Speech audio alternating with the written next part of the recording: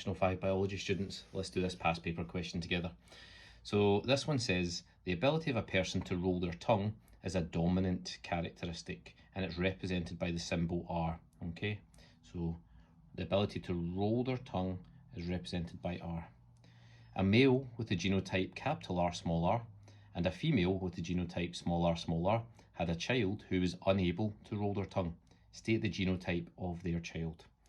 Okay, so the ability to roll your tongue is a dominant characteristic which is represented by capital R. That means you only need one capital R in order to be able to roll your tongue. So if this child was unable to roll their tongue, that means they can't have had a capital R, which means they must be two lowercase r's. Part 2, tick one box to identify whether the child's genotype is homozygous or heterozygous and give a reason for your choice. So the child's genotype is going to be homozygous, and because we have two matching alleles, okay? If the alleles did not match like they do with the male, then we would call that heterozygous, but because the alleles do match, they are homozygous.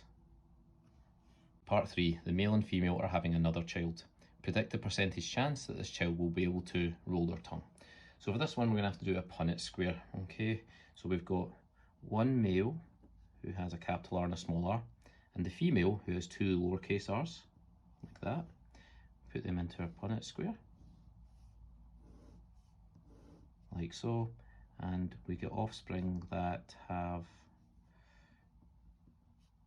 this, okay? So the chance that they'll be able to roll their tongue, well, 1, 2 of the 4 offspring are able to do it, 2 out of 4, which is a percentage of 50%, okay? Part B, state which type of variation is shown by tongue rolling ability. So tongue rolling ability, you can either roll your tongue or you can't. There are two distinct groups that you can belong to.